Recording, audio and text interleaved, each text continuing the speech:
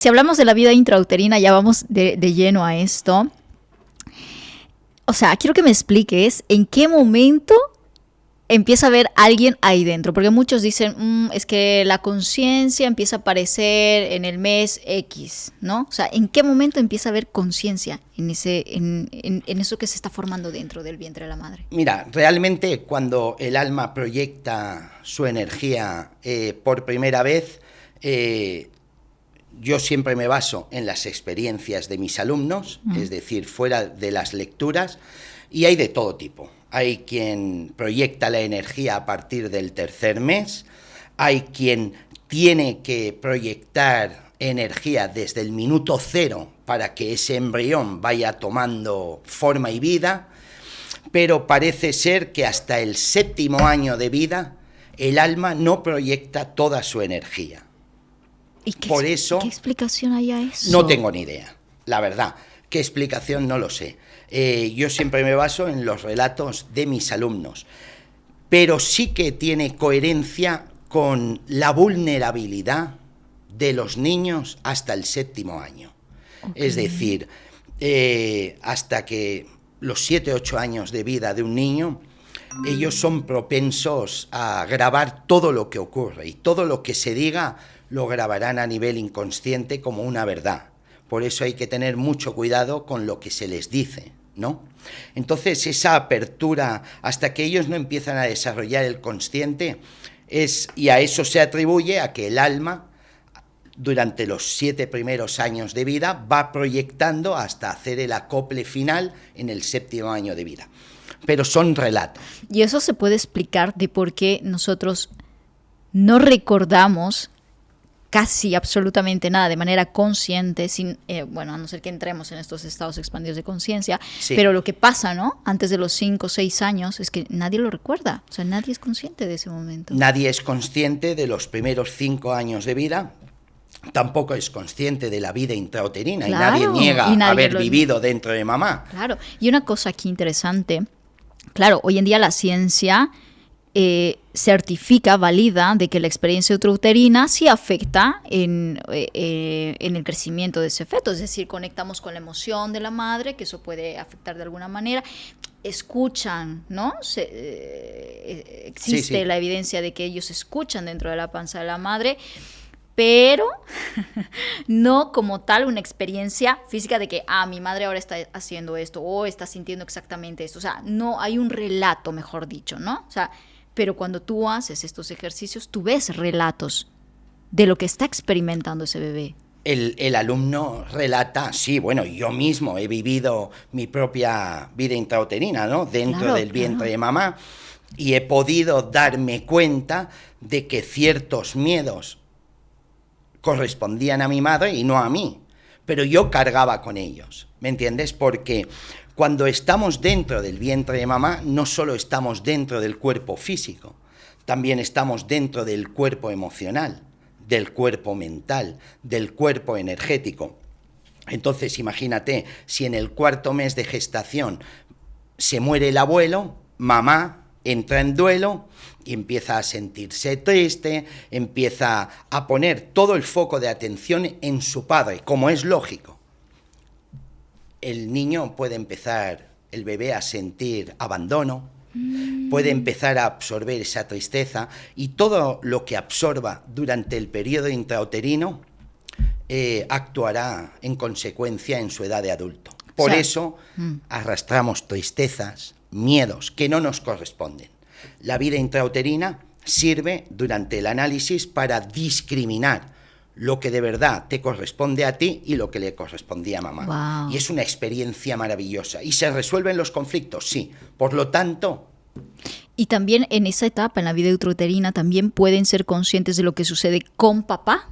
Hombre, claro, es que papá es igual de importante. Lo único que pasa, todo lo que diga papá tendrá un impacto emocional en el bebé. Pero por la experiencia de la madre, por lo que proyecta la madre o por lo que pasa con el padre. Por lo que puede influir la energía de papá. Estamos hablando ya de energía del padre. Sí, lo que diga papá a mamá, cómo la trate, cómo se comporte con ella, todo eso va a influir en el bebé. Lo que pasa es que mamá no hace falta que diga nada, solo con sentirlo el bebé ya lo absorbe como propio, porque está dentro del campo emocional. Esa conexión profunda que se tiene con mamá no se tiene con papá, pero eso no significa que papá no influya.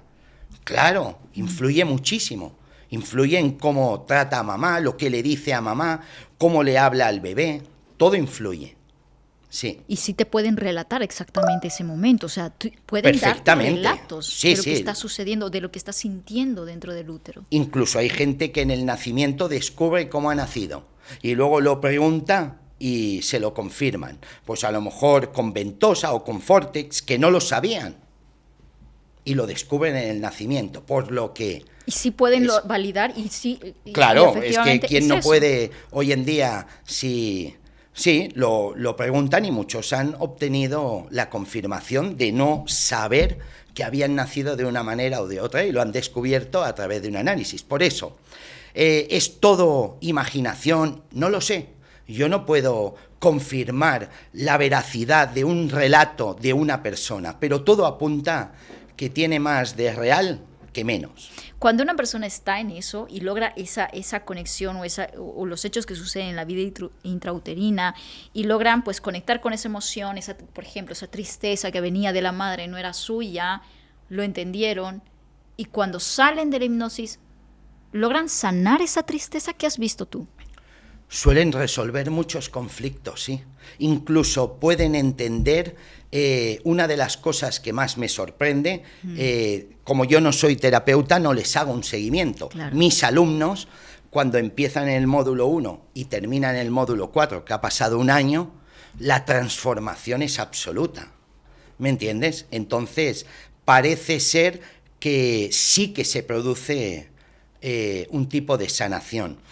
Pero lo que más me sorprende de la vida intrauterina es que mucha gente descubre durante los periodos de gestación que mamá fue maltratada, que mamá fue abusada, el trato, bueno, cosas que sucedieron. Y eso de alguna manera les hace comprender el porqué de sus actos durante la experiencia, por qué mamá se comportaba así.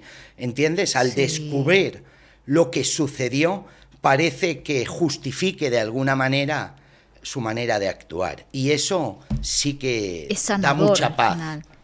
Y quiero dar algo de paz a las madres, sobre todo, que se sientan identificadas con esto, porque no quiero que ahora les entre la culpa. Uy, es que yo sufrí muchísimo por esto. Aquí no hay culpables de nada.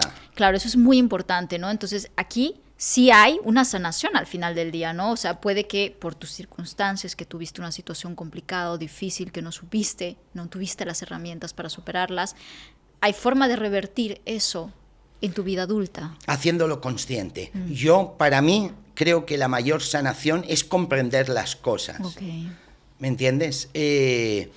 Igual que para mí el mayor grado de ignorancia es hablar, opinar o juzgar algo de lo que no sabes nada, para mí la sanación ocurre en el momento que eres consciente de aquello de lo que no eras consciente, claro, ¿no? El comprenderlo, el darte cuenta, porque si vives un episodio donde mamá fue abusada, maltratada, eso de alguna manera te da paz para comprender y entender lo que arrastraba mamá y el porqué de muchas de sus conductas, ¿no? Entiendo. Y luego la expansión que te permite perdonar, ¿no? Poner a mamá encima, el abrazarla, el decirle a mamá todo aquello que te hubiera gustado decirle y no le dijiste, y perdonarla. Eso o sea, tú puedes reescribir la historia. Sí, mientras estás en ese momento de esa experiencia, en ese mismo instante pueden transformar esa situación, pueden ahí mismo entender lo que está sucediendo y tener un diálogo quizás con la madre o... Y se tiene. Sí. Y de hecho es algo que la propia persona hace sin que tú tengas que decirle nada. Por eso te digo que el análisis acompañamos a la persona, no condicionamos ni sugestionamos nada. Te das cuenta de que es la persona la que dice yo necesito esto y lo otro. Y el darse cuenta de que esa tristeza que habías absorbido como propia no te pertenece y pertenece a mamá, es un trabajo de discriminación del darse cuenta que lo hace la persona por sí solo. Tú vas viviéndolo y entonces la persona dice, ahora entiendo, este miedo, esta angustia no era mía, era de mamá, porque se murió el abuelo. ¿Y cómo entiendes que estas experiencias casi siempre traen el perdón de por medio? Es decir, ¿cómo tú lo puedes explicar? Porque si en la vida real nos cuesta perdonar a aquella persona que nos hizo tanto daño, ¿cómo logran el perdón en un estado expandido de conciencia? Porque vamos más allá de la personalidad, del ego, ¿no? De esa mente racional y mental. Y cuando trascendemos eso y conectamos con nuestra esencia, lo perdonamos todo. Todo. Porque entendemos que nada nos ha pasado para fastidiar, sino todo forma parte de un proceso evolutivo del alma. ¿Comprendes? Todo lo malo que nos pasa en la vida lleva adjunto una lección de vida. Y en vez de aferrarnos en la mala suerte que tenemos y eso, hay que buscar dónde está nuestro aprendizaje. Y cuando lo encuentras, entonces lo agradeces. Eso para mí es evolución. Sí. Lograr a un entendimiento, pero también lograr a sanar, claro. Mira, la vida nos va poniendo por delante todo lo que necesitamos vivir para crecer. Nada es casual. ¿Me entiendes? Ahora hablaremos sobre los contratos del alma, ya que dices que nada es casual, porque quiero entender esto, pero para cerrar esta parte, ¿qué diferencia hay entre una regresión a una vida pasada y a una etapa fetal en términos de sanación?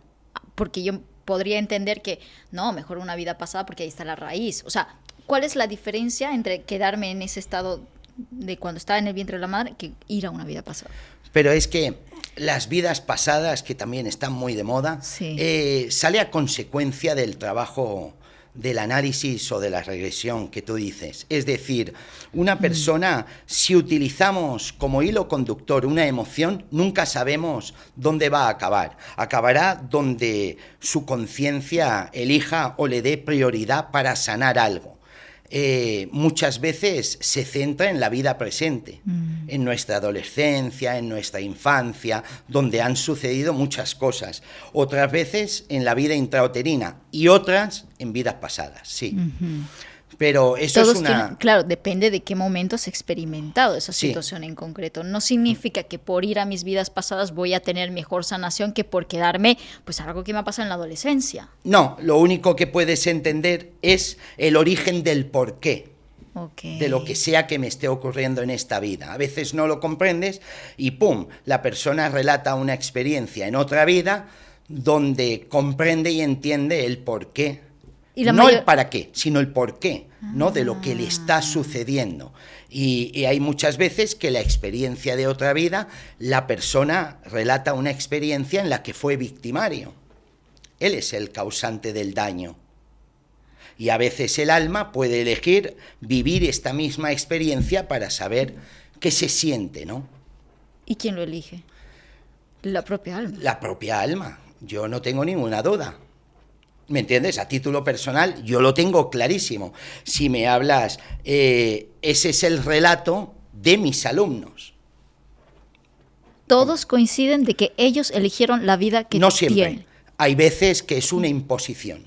¿Y quién lo impone? Lo imponen los seres de luz o vete tú a saber. ¿Y por qué? ¿En qué? Se sabe, porque cuando vamos del momento de la preconcepción al nacimiento, el bebé no quiere nacer.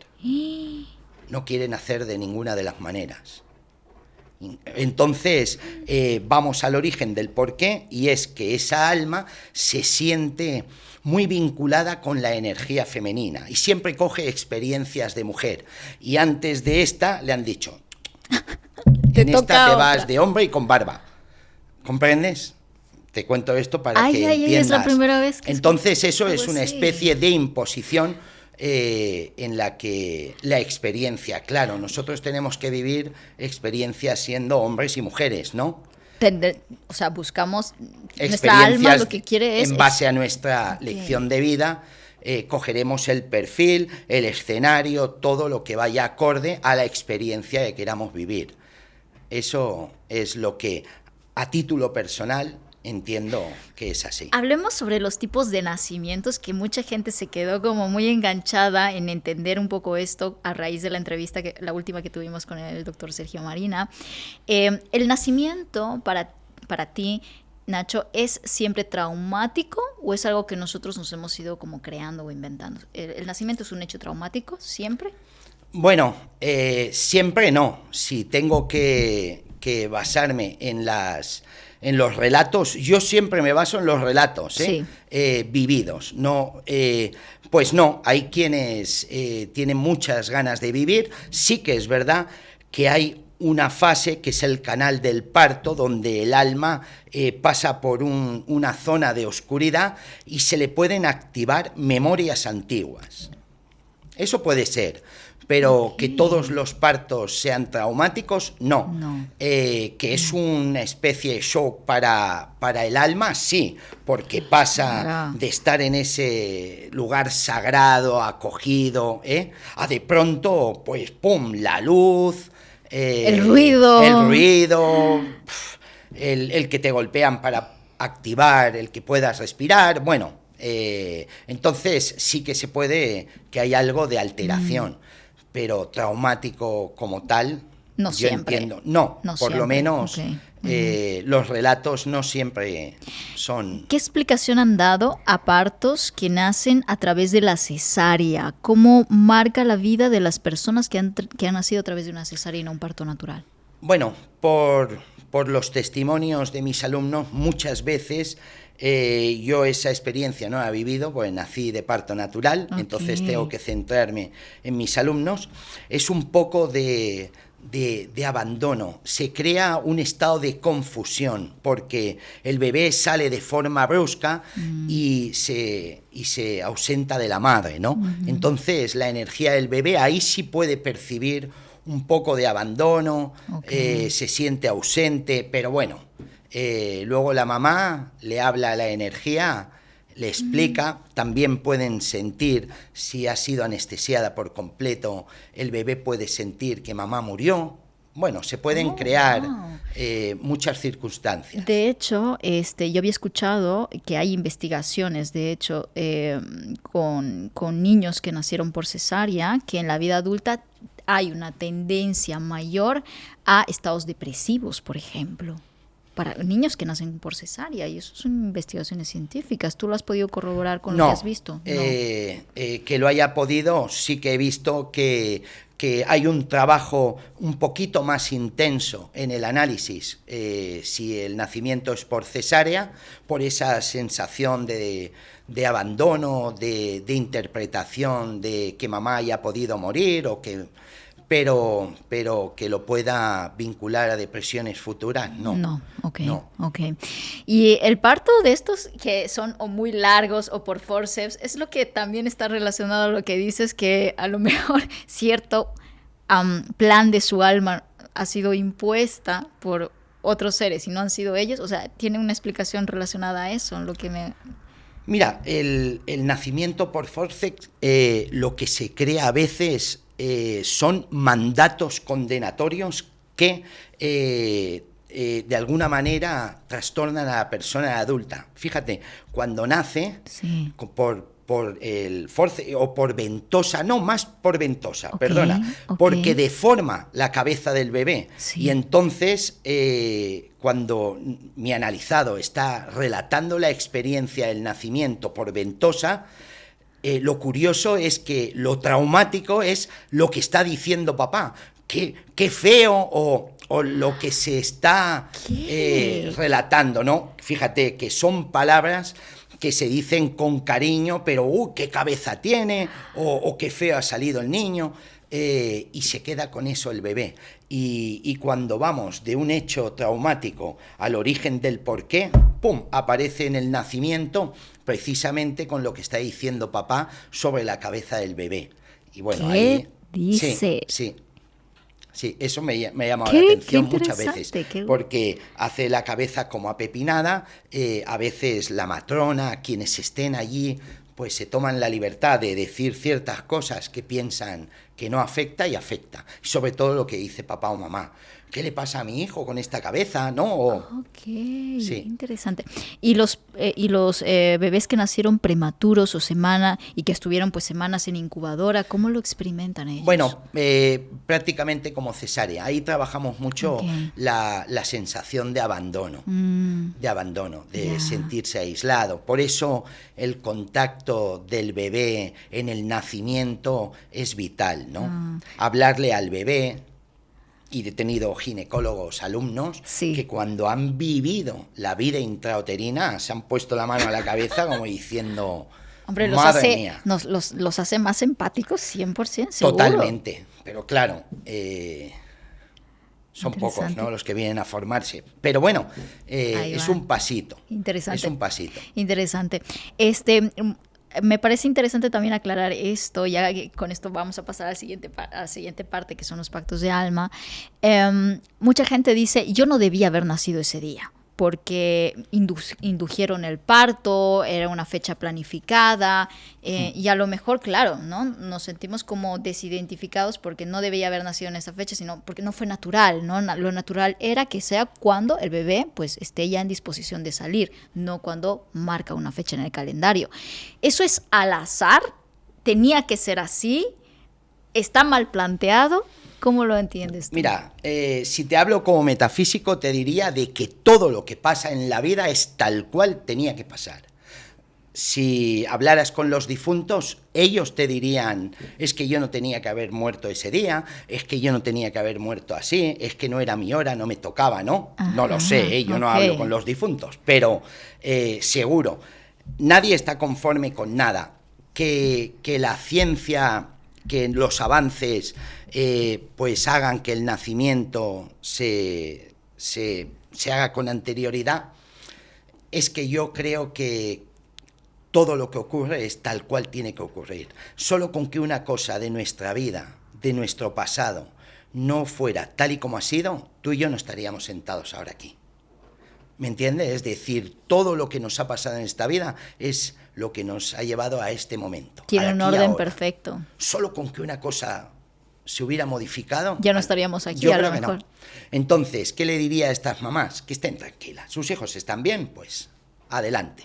Entiendo, totalmente. ¿Me entiendes? Es decir, no tenemos respuestas para todo, pero es perfecto.